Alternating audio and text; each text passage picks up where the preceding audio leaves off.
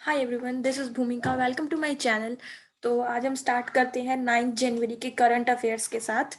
तो first question है, which state is going to conduct dry run of vaccination? कौन से स्टेट में dry run of vaccination conduct करवाया जाएगा? ये है कर्नाटका में। ठीक है, क्या है ये ड्राई रन? जो कर्नाटका है उसको ऐसी एक्सपेक्टेशन है कि उनके पास 13.9 लाख वैक्सीन्स आएंगी कोविड-19 की। ठीक है, तो इसी को ड्राई रन बोला गया है। तो अभी कर्नाटका के बारे में जान लेते हैं। यहाँ की कैपिटल है बेंगलुरु और यहाँ के सीएम है बीएस येदियुरप्पा और यहाँ के गवर्नर है वाजुभाई वाला। ठीक है, the next question is, which state is the first to allow 100% occupancy in theatres? कौन सी स्टेट ने अलाउ कर दिया था कि थिएटर्स मतलब ओपन रहेंगे 100% सीट्स के साथ? तो वो है तमिलनाडु। पर इसने अभी क्या हुआ है, कल ही इसने बोला है कि अब ये रिड्यूस कर देंगे वापस से 50% पे। ठीक है, तो फिर से इसको 100% को हटा दिया, लेकिन ये पहली स्टेट थी ऐसा अलाउ करने वाली। और इसको देख देख के अभी कोलकाता भी बोल रही है कि हम भी अलाउ करेंगे 100%। तो ये अभी इन्होंने किया नहीं है पर ऐसा सोच रहे हैं करने की। सो the next question is, who will be commanding the all-women pilot team of Air India to fly over North Pole? देखो, इसके क्वेश्चन में ही दो आंसर्स हैं, तो दो क्वेश्चंस और हैं इस क्वेश्चन में कि कौन सी एयरलाइन है जिसमें पहली बार जो सारे पायलट्स की टीम होगी वो ऑल वीमेन होगी। वो है एयर इंडिया। एयर इंडिया ऐसा करेगी और ये पहली बार नॉर्थ पोल पे जो जाएंगे वो भी ऑल वीमेन के जो टीम है वो भी एयर इंडिया की एयरलाइन से ही जाएंगे। ठीक है, तो ये कौन हो गया पायलट जो इसको इस पूरी टीम को हेड करेगी? वो है जोया अग्रवाल। ओके, जोया अग्रवाल है, ये इंडिया की है तो इसलिए ये और इम्पोर्टेंट हो जाता है। और दूसरा ये इम्पोर्टेंट क्यों है, क्योंकि जो ये रूट होगा, पूरा एयर रूट जो होगा वो लॉन्गेस्ट होगा अब तक का। ठीक है, 16,000 किलोमीटर्स, तो इसलिए भी ये इम्पोर्टेंट हो जाता है। उसके बाद ये नेक्स्ट क्वेश्चन आता है कि कहाँ से कहाँ तक। आज स्टार्ट हो जाएगी ये फ्लाइट और ये सैन फ्रांसिस्को से बेंगलुरु तक जाएगी और 11 जनवरी को ये बेंगलुरु में आ जाएगी। ओके, तो ये बहुत सारे क्वेश्चंस हो गए हैं कि क्वेश्चन में आपको याद रखने हैं, सारे सारे ही इंपॉर्टेंट हैं। सो the next question is, who is the second batsman? दूसरे बैट्समैन कौन है? तो पहला तो आपके दिमाग में क्वेश्चन आया होगा कि फर्स्ट कौन है। टू रीच 2700, 27 इन्होंने सेंचुरी मार दी है इन टेस्ट क्रिकेट। तो ये कौन है? Steve Smith. और इनके जो 27th लगी है सेंचुरी वो हमारे इंडिया के अगेंस्ट ही लगी है, कल की ही बात है ये।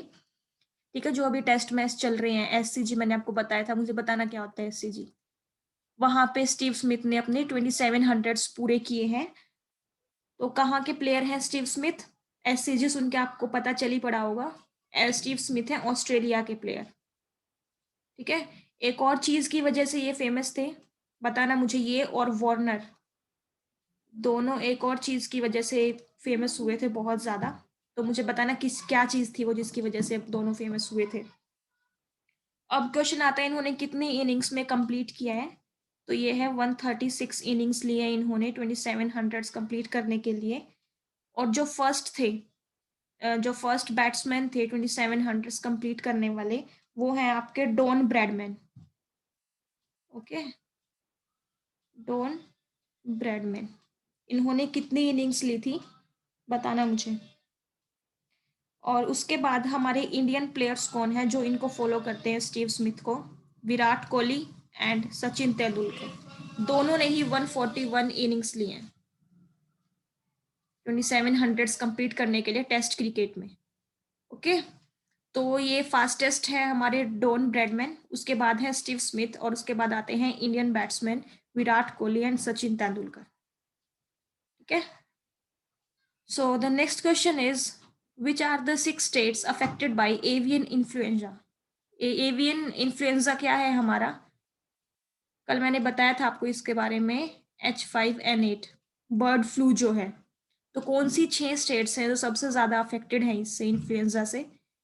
केरला, राजस्थान, मध्य प्रदेश, हिमाचल प्रदेश, हरियाणा एंड गुजरात।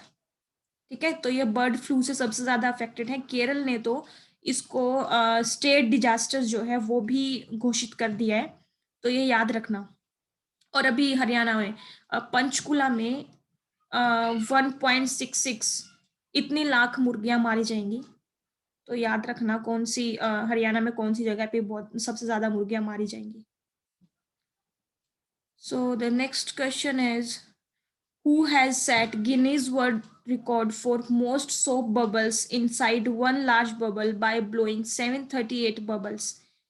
एक लार्ज बबल था, पहले उन्होंने वो बनाया और उसके अंदर एक सिंगल बबल के अंदर ही इन्होंने 738 स्मॉल स्मॉल बबल्स बनाए हैं। तो इसका गिनीज वर्ल्ड रिकॉर्ड किसके नाम पे है? ये है चैंग यूटी। ठीक है, ताइवान के हैं ये आदमी और इन्होंने अभी अपने नाम पे रिकॉर्ड किया है।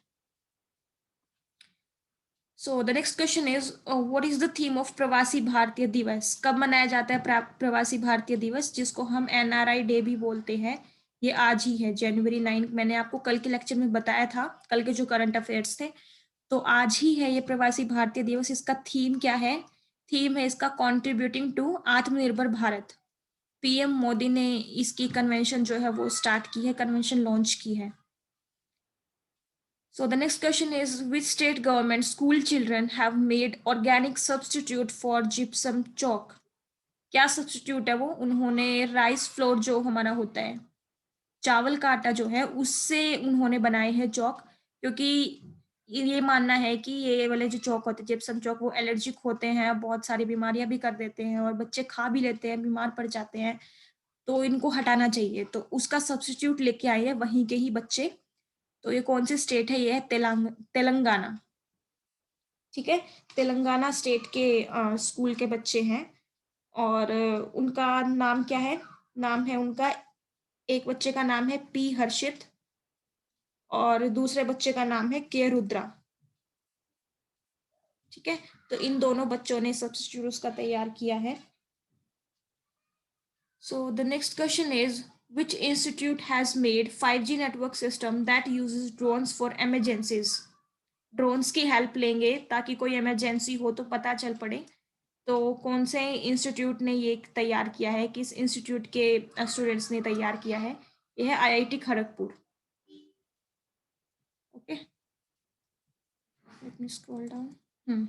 आईआईटी खड़गपुर कहाँ पे है? खड़गपुर आपका वेस्ट बंगाल में। Okay, so the next question is which airlines has which sorry यहाँ पे एयरलाइन आएगा। which airline has introduced UV robots to disinfect aircrafts? Aircrafts को डिसइंफेक्ट करने के लिए, उनको क्लीन करने के लिए यूवी रोबोट्स को लॉन्च किया है। तो वो कौन सी एयरलाइन ने लॉन्च किया है? ये किया है एयर इंडिया ने। ठीक है, एयर इंडिया के दो क्वेश्चन हो गए। पहला क्या था? याद करो फटाफट, याद नहीं आ रहा तो वापस जाके उसको देखो। ठीक है, तो ये एयर इंडिया ने लॉन्च किया है यूवी रोबोट्स को, और ये कहाँ पे हुआ है लॉन्च? ये हुआ है आपका दिल्ली एयरपोर्ट पे।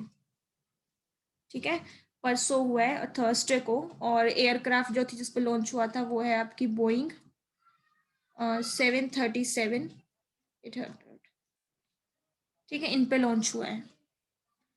The next question is which is the proposed name of Aurangabad airport? Aurangabad airport का नाम चेंज करके क्या रखा जाने की सोच रहे हैं वहां के जो सीएम है वो? कहाँ पे है औरंगाबाद? महाराष्ट्र में है औरंगाबाद, और वहां के सीएम ने प्रपोज किया है कि औरंगाबाद एयरपोर्ट का नाम छत्रपति संभाजी महाराज एयरपोर्ट ये रख दिया जाए। ठीक है, तो अभी इसका किया नहीं है नाम चेंज, लेकिन ऐसा प्रपोज कर दिया गया है। तो महाराष्ट्र की कैपिटल क्या है? मुंबई। और यहाँ के सीएम क्या है? कौन है? सॉरी, उद्धव ठाकरे। और यहाँ के गवर्नर कौन है? भगत सिंह कोश्यारी। ठीक है, the next question is who has been appointed as attorney general of US? देखो, कोई भी अपॉइंट होता है ना किसी और कंट्री में, तो वो कब इंपॉर्टेंट बन जाता है? जब वो हमारे इंडिया का हो। ठीक है, तो ये भी जैसे वनिता गुप्ता भी, ये है हमारी इंडिया की ही है, भारत मूल की ही है ये, इसलिए ये इंपॉर्टेंट बन जाता है क्वेश्चन। तो ये वनिता गुप्ता है जो कि अटॉर्नी जनरल ऑफ यूएस अभी अपॉइंट हुई है। Who were Chitra Ghosh and Satya Paul? दोनों की ही अभी डेथ हुई है।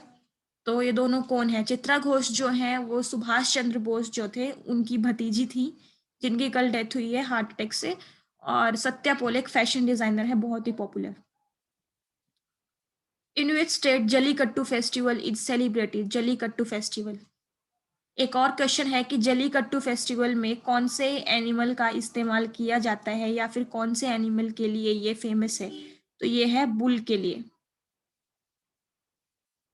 ठीक है, सॉरी, बुल के लिए ये फेमस है आपका जलीकट्टू फेस्टिवल। इसमें क्या करते हैं, एक बुल को छोड़ देते हैं, बहुत सारा क्राउड होता है, उसके बीच में इस बुल को छोड़ देते हैं। बुल के जो सींग होते हैं, जो उसके हॉर्न होते हैं, उस पे फ्लैग्स बांध देते हैं।